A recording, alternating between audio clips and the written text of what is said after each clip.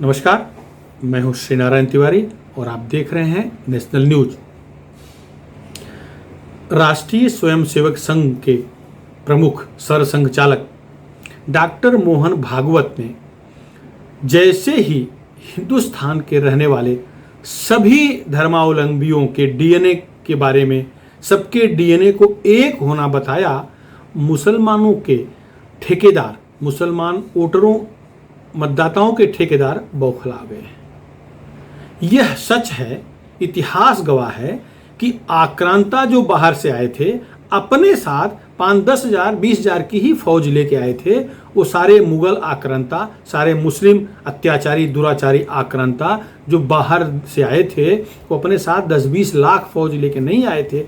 इसी धरती पर आए, अत्याचार किए, जबरन उस समय के हिंदुओं को, उस समय जो राजा महाराजा थे, सारे हिंदू राजा महाराजा थे, उनको जबरन कन्वर्ट किए, उनको मारे, उनकी प्रजा को पर दुराचार किए, बलात्कार किए, हत्याएं की, और जो बची रह गई औरतें उनको मुस्लिम धर्म स्वीकार करवा लिया। उन जबरन असंख्य शादियां एक एक लोग करते थे। एक एक दुराचारी सेनापति, एक एक सैनिक भारत में आकर के 50-50, 100-100 शादियां, सैकड़ों रखैले रखते थे, उनसे बच्चा पैदा करते थे। तो वो जो सच है ये इतिहास में दर्ज है, इसमें कोई दो राय नहीं है।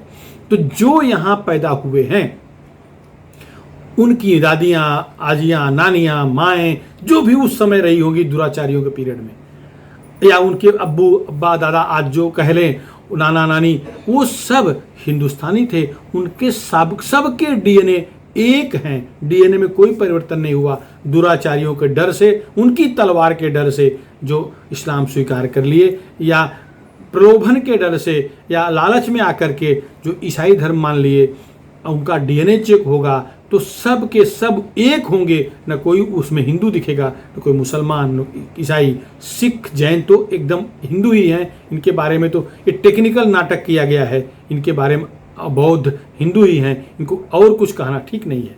इनके डीएनए तो एक है ही है, इसमें संदेह ही नहीं है। मोहन भागवत जी एक बड़े परिप्रेक्ष्य में बोल रहे थे। वो एक मुस्लिम राष्ट्रीय मंच का कार्यक्रम गाजियाबाद में था, रविवार को कार्यक्रम हुआ, जिसमें डॉक्टर ख्वाजा इफ्तिकार अहमद की पुस्तक द मीटिंग्स ऑफ माइंड्स का विमोचन कार्यक्रम था।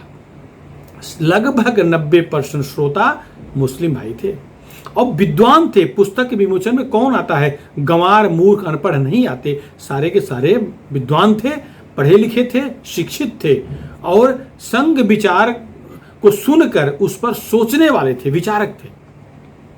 सामने कुछ मुद्दे उठे, जिसमें जब भागवत से चर्चा हुई, पहले विद्वान लोग मिले, अपनी राय अपने अपने रूप में अपना परिचय देते हुए बताए थे। तो भागवत जी को निश्चित है उस पर बोलना ही था, बोले। और आरएसएस चीफ का मतलब ये हुआ कि वो सर्वोच्च है, वो हिंदू विश्व में जहां भी हैं उनका वो प्रतिनिधित्व करता है। आरएसएस कोई राजनीतिक संगठन नहीं है, ये तो विचारधारा को बढ़ाने, पनपाने, उस पर अमल करवाने के लिए प्रेरित करने वाला एक संगठन है। इसमें कोई जीते कोई हारे, मोदी जी पीएम बने या कोई पप्पू पीएम बन जाए, उससे आरएसएस कोई लेना देना नहीं है। लेकिन आरएसएस का इतना जरूर लेना देना है कि भारत में, हिंदुस्तान में देश विरोधी कार्रवाई जो करेगा, गतिविधि शामिल होगा, वो देशद्रोही है। यह विचारधारा आरएसएस मानता है, और इसीलिए भाजपा की जो सरकारें हैं इस विचारधारा को मानती हैं, इसलिए आरएसएस कहीं न कहीं उनको समर्थन देता है। लेकिन इसका मतलब नहीं हुआ कि आंख बंद करके आरएसएस समर्थन देगा।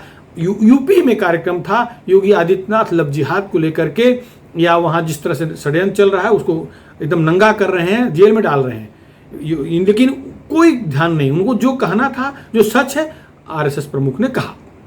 बौखलाहट मच गई। उनके 2-3 मुद्दे बड़े इंपॉर्टेंट हैं, बाकी तो आप सुन चुके हो, उस पर हम चर्चा करने नहीं जा रहे हैं। उन्होंने बड़े स्पष्ट शब्दों कहा कि हिंदू मुस्लिम एकता की बातें भ्रामक है।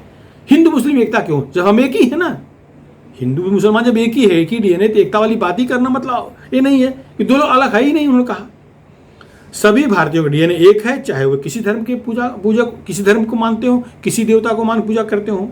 और उन्होंने एक लिंचिंग का जो मामला चल रहा है, देखिए लिंचिंग मुसलमानों के यहाँ भी हो रही है, हिंदुओं के यहाँ भी हो रही है, लेकिन जो भी लिंचिंग कर रहा है वो अच्छा काम नहीं कर रहा है। एक कोई इकलौता व्यक्ति मिल जाए, उसको 25-50 लोग मिलकर मार डालें, पीट पीट के मार डालें, तो वो लिंचिंग है, वो उसका विरोध होना चाहिए, होना भी नहीं चाहिए। बंगाल में इतना हुआ लेकिन कोई बोलने नहीं गया। न हमारे 56 इंच वाले प्रधानमंत्री जी कुछ कर पाए और न अमित शाह जी कुछ कर पाए। वहाँ हिंदू मारे जा रहे हैं, कोई भी ये सो कॉल ठेकुलर भी कुछ नहीं किए, वहाँ के बारे में बोल भी नहीं रहे। अब भागवत जी उधर भी इशारा कर रहे हैं, और जो भी उत्तर प्रदेश में या मध्य प्रदेश में जहाँ भी भीड़, किसी भी धर्म संप्रदाय की भीड़ हो, किसी एक व्यक्ति को पीट पीट के मार रही है, ये उन्होंने विरोध किया। उन्होंने कहा कि वो लिंचिंग में शामिल जो लोग हैं वो हिंदुत्व के खिलाफ हैं, क्योंकि हिंदुत्व सहिष्णु धर्म है। ये इस तरह से एक एक को एक घेर के मारने वाला धर्म नहीं है इनकी विचारधारा। उन्होंने उसकी निंदा की। उन्होंने ये भी कह दिया कि भारत में इस्लाम को किसी तरह खतरा नहीं है, क्योंकि हम लोकतांत्रिक देश हैं। यहाँ हिंदुओं मुसलमानों का प्रभुत्व नहीं हो सकता, यहाँ केवल भारतीयों का प्रभुत्व होगा। उन्होंने कहा जो हम सब मिल के हैं, हम सब का प्रभुत्व होगा, उसमें हिंदू नहीं, मुसलमान नहीं, सिख नहीं, पारसी नहीं, बौद्ध नहीं, ईसाई नहीं, कोई नहीं, सब भारतीय हैं। उन्होंने बड़ी बात कहा। उन्होंने सबको एकत्रित करके एक साथ रह करके देश के विकास के बारे में किया। उन्होंने कहा कि पूजा करने के तरीकों के आधार पर लोगों में भेद नहीं किया जा सकता, एकता बिना विकास संभव नहीं है। और भारत विश्वगुरु बनना है, विश्वगुरु बनाना है भारत को, तो हम सबको एक होना पड़ेगा, संप्रदाय में बंटने से नहीं होगा। उन्होंने कहा कि हम सब समान पूर्वजों के वंशज हैं। अब ये मुद्दे बहुत सारी बातें हुई, लेकिन हम प्रमुख बातें आपको बता रहे हैं। इस पर बौखला गए। इस पे गयासुद्दीन के वंशज, फिरोज खान की औलादें या उनको मानने वाले, उनको चरण बंदन कर, उनका तलवा चाटने वाले जो लोग हैं वो एकदम बौखला गए। उनको तो मौका मिल गया। अब दिग्विजय सिंह एकदम मुसलमानों के कट्टर नेता, इस्लामाबाद समर्थक, पाकिस्तान समर्थक दिग्विजय सिंह जो राज्यसभा सदस्य हैं, वो तो सीधा शुरू कर दिए कि लिंचिंग कौन कर रहा है, कौन मार रहा है, आपके बजरंग दल को समझाइए, भागवत जी बीजेपी को समझाइए, सरकारों को समझाइए। जो उनका नौटंकी है, जो उनका मुस्लिम प्रेम है, वो उफान मारने लगा। AIM के प्रमुख ओवैसी से कोई उम्मीद ही नहीं कर सकता। वो तो मुसलमान को एकदम बांट करके भारत में एक और भारत को क्या बनाना चाहते हैं वो जाने, लेकिन उनका जो है एक खलीफा वाला जो सपना है वो आगे, वो सामने आ गया। वो तो सीधा गिराने लगे। वो ये भूल गए कि कितने मुसलमानों ने मिलकर के कितने हिंदुओं को मारा। इस पर नहीं चर्चा कर रहे हैं। कितना बलात्कार हुआ है, इस पर नहीं चर्चा कर रहे हैं। बंगाल में क्या हुआ, इस पर नहीं चर्चा कर रहे हैं। हैदराबाद में क्या हुआ, इस पर नहीं चर्चा कर रहे हैं। किस तरह डॉक्टर लड़की को मार डाले, इस पर नहीं बात करेंगे। लेकिन वो एक आध दो घटना जो गोहत्या को लेकर के हुई, उस पर अपना शुरू कर दिए। इनको सिखाओ, उनको अब उनका ज्ञान जो है देने काम शुरू हो गया ओवैसी का। ये तो ठीक, ओवैसी से उम्मीद है वो बोलेंगे। लेकिन इस RSS चीफ के बयान से जो सबसे अधिक नुकसान हुआ वो समाजवादी पार्टी के अखिलेश जी का हुआ। अखिलेश जी बेचारे इसी बल पर तो अपना राज्य करने ख्वाब देख रहे थे। एक तो ओवैसी उत्तर प्रदेश में चुनाव लड़ने जा रहे हैं, ओवैसी जिस संगठन के साथ गठबंधन कर रहे हैं, 100 सीट पर ओवैसी लड़ेंगे, और पूरा संगठन पूरे 403 सीटों पर चुनाव लड़ने का सपना देख रहा है। तो एक हो गया ओवैसी के साथ वाला राज्य भर का संगठन। मायावती जी सारे सीटों पर लड़ रही। आज मायावती बिफर पड़ी कि भागवत जी बांट रहे हैं, ये कर रहे हैं। मायावती, ओवैसी, अखिलेश, दिग्विजय सिंह, ये सारे मुस्लिमों के ठेकेदार अब बौखला गए हैं। अब बताइए, अगर अब तक RSS पर आरोप लगता था कि वो मुसलमानों के हे दृष्टि देखता है, जबकि सच्चाई ऐसी नहीं है। RSS केवल ये मानता है हिंदुस्तान का जो भी विकास चाहता है, हिंदुस्तान में जो भी रहता है वो सब एक है। अब तो उन्होंने DNA तक भी एक कह दिया है। वो हमेशा कहते आए हैं कि भाई हम पूजा पद्धति हमारी अलग हो सकती है, लेकिन अगर जो म्लेच्छ राक्षस हैं उनके बारे में उनका विचार यही है, जो भारत का खा करके पाकिस्तान गाते हैं, भारत में बम ब्लास्ट में साजिश में शामिल रहते हैं, वो तो उनको सरेआम फांसी देने की बात RSS करता है। उन्हें माफ़ी की कोई मुद्दा ही नहीं है, देशद्रोही से कोई कंप्रोमाइज नहीं है।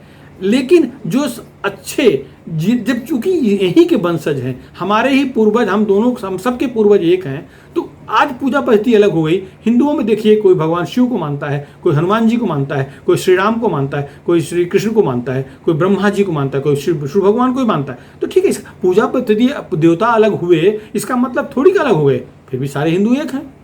तो और हिंदुस्तान में रहने वाला हर धर्म को मानने वाला भी एक है। तो ये अगर उन्होंने कहा तो इस पर टूट पड़ने वाली बात कहाँ से आ गई? तो इसका मतलब टूट पड़ने से तात्पर्य है कि उनकी रोजी रोटी जा रही है ना। आगे चुनाव हो 2022 में यूपी का, तो अगर अब आरएसएस का जो मुस्लिम विंग है वो बहुत मजबूत है। मुस्लिम विंग के जो नेता हैं, जो पदाधिकारी हैं, आप उनको सुनेंगे तो आपको हैरानी हो जाएगी कि वो जितना ज्ञान उन्हें कुरान के बारे में है उतना ज्ञान श्रीमद् भगवत गीता के बारे में है, हमारे रामायण के बारे में है, उन ज्ञान कमी नहीं है। और सम्मान अगर वो अल्लाह का करते हैं, भगवान राम का भी करते हैं, और हर एक को करना चाहिए। हम अगर अपने भगवान राम को, अगर अपने हनुमान जी को मानते हैं तो हमें हमारे ठीक, उनको वो अल्लाह कह रहे हैं ना, ईश्वर तो एक है, तो हमें उनका भी सम्मान करना चाहिए, उनके कुरान का भी सम्मान करना ही चाहिए। बुरे लोग होंगे, धर्म बुरा नहीं हो सकता। तो भागवत जी तो यही कह रहे थे, लेकिन बौखला गए क्योंकि उनका वोट बैंक खिसकता दिख रहा है। अगर मुसलमान 2% भी खिसक गया इनके वोट बैंक से तो इनका नुकसान 4% का हुआ ना। ये तो गए रसातल को। इस जितने भी दल हैं, कांग्रेस है, समाजवादी है, बसपा है, ओवैसी की पार्टी, ये सब तो मुस्लिम तुष्टीकरण पर ही जीने वाले दल हैं। और भाजपा उनको उन पर डोरे डाल रही है। जहां जहां भाजपा की सरकारें हैं, मुसलमानों को कोई तकलीफ नहीं। बता दो, उत्तर प्रदेश में एक भी सांप्रदायिक दंगा हुआ जो सांप्रदायिक दंगों के लिए फेमस था। आज वहां गुंडे मारे जा रहे हैं। गुंडे किस धर्म के हैं, किस जाति, किस संप्रदाय के हैं, ये नहीं देख रही पुलिस। गुंडे जेल में जा रहे हैं, अरेस्ट हो रहे हैं, या फिर अगर पुलिस पर फायरिंग कर रहे हैं तो सीधा कब्रिस्तान या शमशान जा रहे हैं। कोई रियायत नहीं है, कोई नहीं पूछ रहा है, गोली नहीं पूछती जात धर्म प्रांत। तो वो तो समान न्याय हो रहा है। तो उत्तर प्रदेश चुनाव को देख करके बौखला गए हैं। इन्हें तो खाली खाली देख रहा है मुस्लिम वोट बैंक। और जिला परिषद, जिला पंचायत अध्यक्ष के चुनाव में जिस तरह से 67 सीटों पर भाजपा की जीत हुई है, उससे लेकर के और इनके दिमाग खराब हो गए। आप हैरान हो जाएंगे। सुल्तानपुर में भाजपा के केवल 3 पंचायत सदस्य चुन के आए थे, 22 बाहरी लोगों ने वोट दिया, और भाजपा की श्रीमती उषा सिंह जिला पंचायत अध्यक्ष चुनी गई हैं। यही नहीं, ओवैसी की पार्टी के निसार अहमद, रफत जहां, शहनाज बानो, ये तीनों वोट भाजपा को मिले हैं। इसके चक्कर में सोमवार को उनके जिला अध्यक्ष सरफराज अहमद ने पार्टी से निकाल दिया। उनका कहना है कि प्रदेश अध्यक्ष शौकत अली ने आदेश दिया कि उन्हें निकाल दो पार्टी से। ठीक है, नुकसान तो अपने ही कर लिए ना, पार्टी से निकाल दिए, अब खुलेआम भाजपा के साथ रहेंगे। अगर वो पढ़ा लिखा व्यक्ति, प्रतिनिधित्व करने वाला महिला या व्यक्ति पुरुष अगर भाजपा के वोट दे रहे हैं, उनके साथ जा रहे हैं, तो निश्चित कुछ उन्हें दिखा होगा। आपके टिकट पर चुन के आए मतलब आपके गुलाम नहीं है, वो मवेशी नहीं है, गले में उनके घंटी बांध के रस्सी पगहा लगा दिए तो जहां बांध दो वहीं रहेंगे। उनके पास स्वविवेक है, उन्होंने भाजपा को पसंद किया, वोट दिया उनको, तो अब उनको निकाल के और अपना नुकसान कर लिए।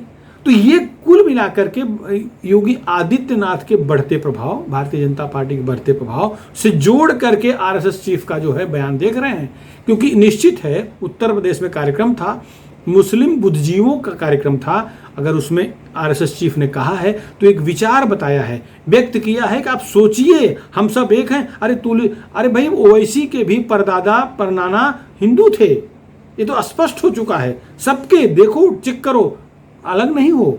लेकिन जहर कहाँ दिमाग में गोबर घुस गया है, किसने घोर दिया है, क्यों घुस गया है, इस पर अगर मनन करोगे तो देश का विकास होगा। और आंख बंद करके 4 बीबी 40 बच्चे के चक्कर में मत पड़िए, क्योंकि हिंदुस्तान नहीं खिला पाएगा। मतदाता तो आप तैयार कर लोगे, उन्हें पालेगा कौन, उनको भोजन कौन देगा? टैक्स पेयर के पैसे को सरकार उनको अगर ज़्यादा समय तक देते रहेगी तो विद्रोह हो जाएगा। तो सरकार को तो रोकना पड़ेगा। जनसंख्या नियंत्रण कानून आएगा ही आएगा, पक्का, कोई दो राय नहीं है। आज नहीं कल कई जगह शुरू हो गया है। तो अभी से आप खुद सुधर जाओ ना, डंडा चलाने की जरूरत क्यों पड़ रही है? इसलिए आरएसएस चीफ का बयान अच्छे संदर्भ में देखा जाए तो सबका भला है। और बुद्धिजीवी मुसलमानों की तरफ से तो बयान भी आने लगे, अच्छे पढ़े लिखे विद्वान मौलाना या प्रोफेसर लोग कहने लगे, उन्होंने अप्रिशिएट किया है भागवत जी के बयान को। तो आप भी इसी नज़रिए से देखिए, भागवत जी देश को जोड़ने की बात कर रहे हैं, तोड़ने की बात नहीं कर रहे हैं। फिलहाल इस मुद्दे पर इतना ही। आपको हमारा चैनल कैसा लगा? नेशनल न्यूज़ चैनल को सब्सक्राइब करके शेयर करें, जन जन तक पहुँचाएँ।